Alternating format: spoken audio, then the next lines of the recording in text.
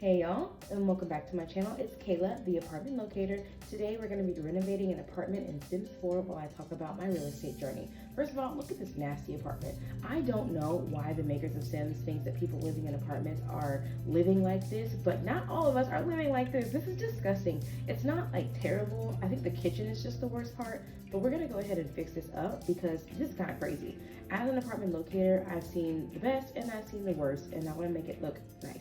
But first we need to bulldoze the lot, and while I am building, I'll just be yapping so y'all can listen. But first, can we address these rat holes? If you're playing in Sims 4 on PS5, like console, you cannot make those go away. If you're PC, as far as I know, you can change the lot traits from neat TLC. If you're gonna move that, the rat holes go away. But for us console players, that's not going away. So I have a solution that I hope will work, but first let me add some lights so you can see what I am doing.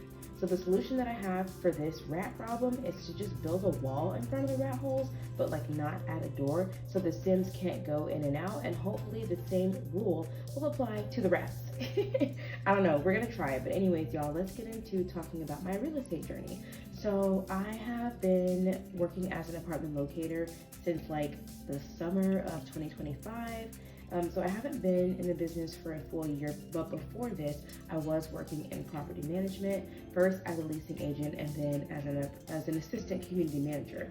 After that, the schedule was kind of just a lot for me, so I decided to get my real estate license so that I could have free time to focus on my family and to invest in my personal life. And it's been a really great change for me, honestly. Like I've been loving it. It was tough at first though. I had to go through my courses, which I did purchase on Aceable Agent. So I did all of my classes online at my own pace, and I started off kind of slow because I wasn't fully expecting the workload or the amount of reading that was involved. Like when I finished my first course, I was like, oh, I'm done with the whole program. No, especially in the state of Texas, there's like 180 hours that you have to go through. It sounds like a lot, and it kind of is, but that's why I bought Aceable, so I could just do it at my own pace, and I think that served me pretty well. Once I finished that, I took my test, I passed, and then I found a broker and I started working. And since my background is in property management, leasing apartments, I already knew I wanted to be an apartment locator.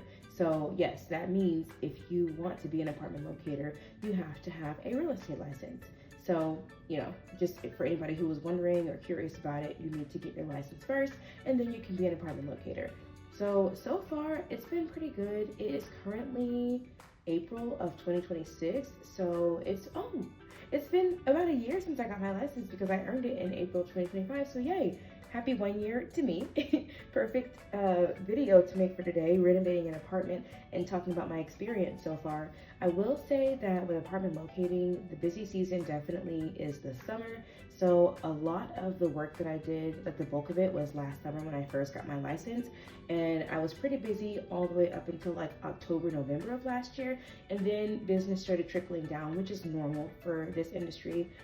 Usually it slows down in like the winter months or like late fall, and then it speeds back up in spring and summer. So right now we're like at the top of spring and business is starting to pick back up again. But in the downtime that I had, I struggled a little bit with figuring out how to just enjoy my free time because I was so used to punching a clock like 9 to 5, and I was like, if I'm not working, if I'm not being productive, like what am I doing? But like honestly, the money that I made over the summer was enough to like take care of us throughout the rest of the year and to sustain us throughout the beginning of this year as well. I wasn't fully keeping that in mind at the time, so I was like panicking because I wasn't working. It's honestly an adjustment. Like if you've been punching a clock your whole life and then all of a sudden you go straight into freelance, there is a bit of an adjustment. So I have just now recently started learning how to enjoy the downtime. If I don't have clients, I've obviously been working hard enough to enjoy some downtime, and when I do have clients, I can get back into being productive and diligent and go from there. But again, it took a learning curve for me to get used to that, and I'm still not fully used to it, but I am doing better now. So I think the biggest obstacles that I've hit with apartment locating is just the payout speeds, honestly. Like you're at the mercy of the apartment community. Basically the way it works is you get your clients, you make a guest card for them that has all of their contact information, you send that to the property before scheduling a tour so that the property knows that your client found out about their community through you and not on their own, because you're getting paid for the referral basically. So if your client tours without you, or they don't tell the apartments that you were working with them that they have an apartment locator, you're not going to get paid. So I got my clients there, gave the property the guest card, did all the work. And after that, usually after your client moves into the apartment, like they get approved, they moved in and everything, it takes anywhere from 30 to 90 days for the community to pay you. And that all depends on that community's policies. Some properties do it right away. Some properties wait a month. Some properties wait 3 months. And some properties, if they they pay you and your person moves out within a certain amount of time, they ask you for some or all of that money back, which is insane. So far, I have not been asked to return any of my commission checks, but they do take a while to pay out. And if the property runs out of money for the budget, then you're just kind of stuck. There's nothing you can do about it. You don't really get to control when you get paid, if you're paid on time, if the property is going to have the budget to pay you. That is the biggest downfall for me, but thankfully I am blessed to be in a relationship where I'm married, I have a husband, and we do share all of our money. We have joint bank account and everything is just shared. So when I was waiting for my checks to come through, he has a full-time job, he still punches the clock. He loves what he does, so that works for him, and his schedule is conducive to my new schedule as well, so we can still be together and enjoy our time and not be overworked. You know what I mean? We work to live, not live to work. And so with his schedule and then my new freelance schedule, everything works out. And him already having a job definitely helped us financially, because like I said, waiting on those locator checks can sometimes take a long time, and you do have to be prepared for that. So I would say if I was single doing this, I probably would have kept my property management job and saved up enough money to set aside so that while I'm waiting on checks, I could still afford to take care of myself. Either that, or I would do that, but then also keep my job that I had with property management and just kind of start locating on the side in my free time until I've started to receive a few checks here and there. And then after I've got enough saved up, or after, I've started receiving checks from my locator job, then I would start to phase out of property management and then quit. But because I am married and my husband and I believe in sharing finances, I was able to avoid that and just quit my job whenever I wanted to. Thankfully, God has blessed us. And also it wasn't oh yeah, I'm gonna quit my job and no, we literally had to make a lifestyle adjustment. We had to move and adjust some of our spending and our budget to be able to make sure that we could afford everything comfortably on one income. So that was a big adjustment, but it was worth it because mental health got better, our relationship got better, home life was happier, everything just improved as soon as I quit that job. And then I got my license and now everything is good. So I've been enjoying it so far. I have not gotten into home sales just yet. I was going to, and then the clients that I had decided not to buy a house. And honestly, when they made that decision, I was glad. I was like, ooh, thank goodness. I was not ready to get into home sales. I have no idea what I'm doing. I know that I took the courses, but honestly, y'all, I feel like the coursework you take is just so that you can pass the test and you don't really learn all the ins and outs of the home sales side of real estate until you are in it. And I have not been in it because I have been apartment locating. So that is something that I want to get into in the future. But all in all, I think apartment locating is going to be my primary focus because this is where I thrive. This is my area of expertise. And I'm currently servicing the Austin area of Texas. And I've been living here for so long that I know the area very well. So that has definitely helped me a lot with being successful with my career and finding the right places for people in a timely manner. So yeah, I've been loving it so far. Anyways, I'm gonna take a quick break from yapping and I'll be right back and you guys can continue to watch me build.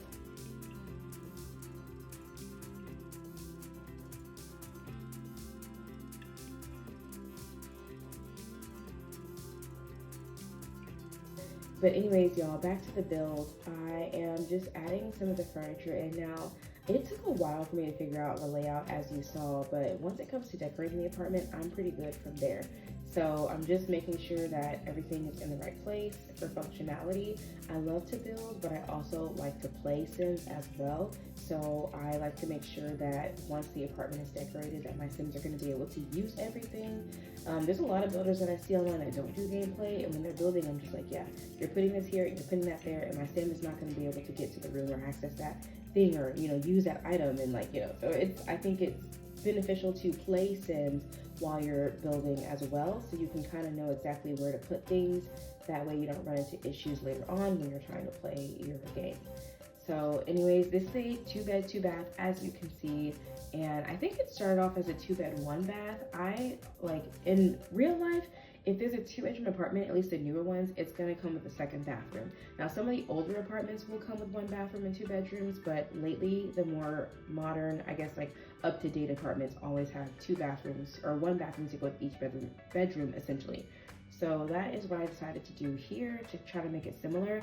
And as you can see, I used light colors. So I did like white walls and light brown flooring, because I feel like the lighter apartments make the space feel bigger, brighter, more open, fresher, and newer. When you've got like dark walls or like yellow walls and dark wooden floors, it just kind of makes the apartment look dated. Like, I've seen brand new properties with dark brown floors and like slightly yellowish tan walls, and it looks old even though it's new, and I can't deal with that.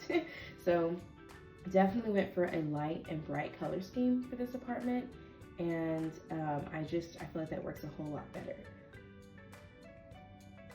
Something else I wanted to mention about apartment locating is that you do get ghosted from time to time with your clients.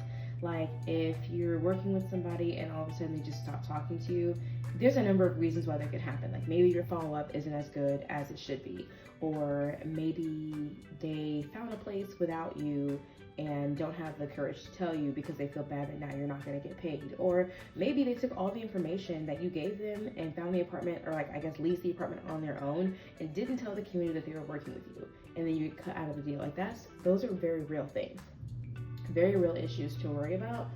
It does happen quite often, but I just feel like if you are going to have a complicated client that could potentially ghost you later on, usually you see the signs from the beginning. Like, they hesitate to give you the information that you need to get them started, or they don't really respond right away in the beginning. Sometimes that happens.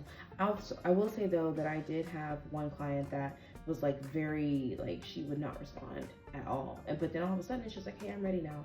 So like, it really just depends. You kind of have to try to read the room as best you can, but then also not make assumptions, because sometimes making assumptions can get you into trouble or cause you to miss out on deals that you otherwise would not have missed out on if you were not making assumptions.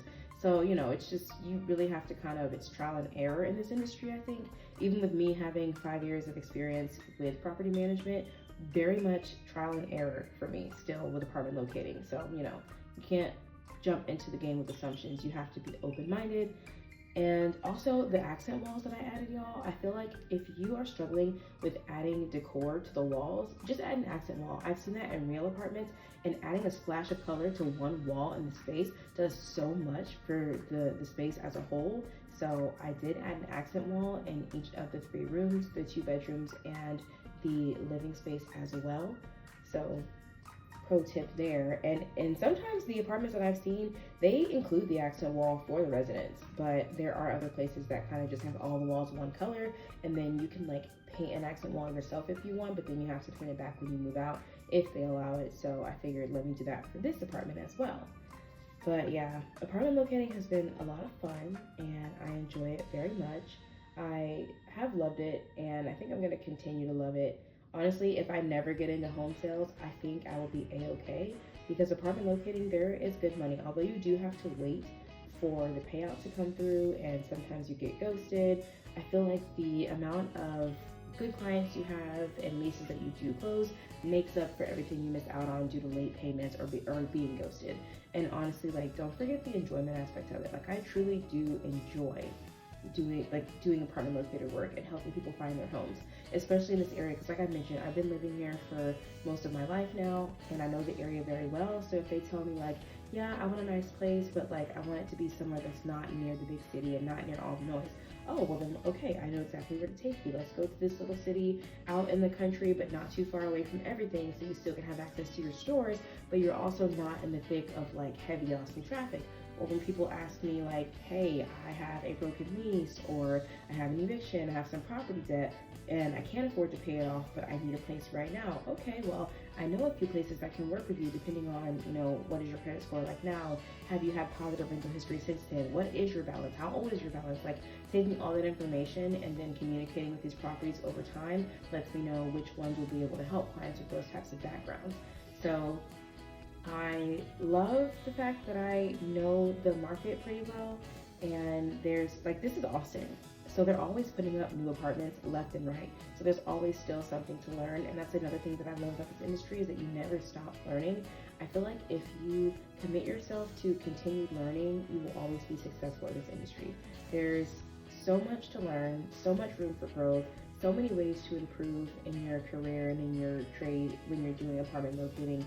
And people, like every client that you get, people are so different and they're unpredictable, and you never know exactly how it's going to go. Like you may have an idea of how it might go based on previous experiences, but everybody is different. Every situation is different. All rental backgrounds are different.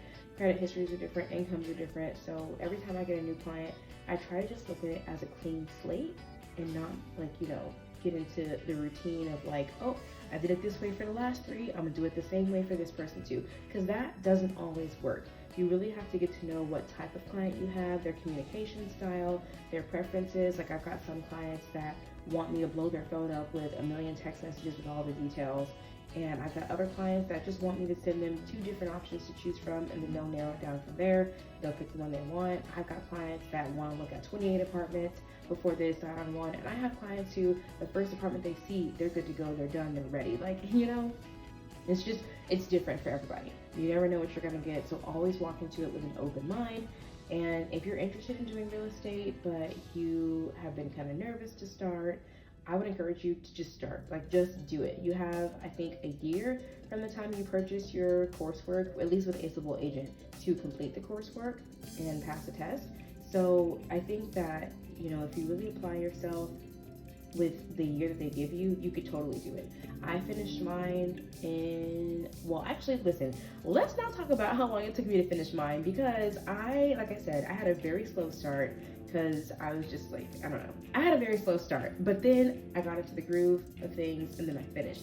I feel like if I had started stronger, I probably could have finished in like a couple of months, maybe 3 months, but I don't think it takes that long. It just depends on your style and the pace that you're gonna go at.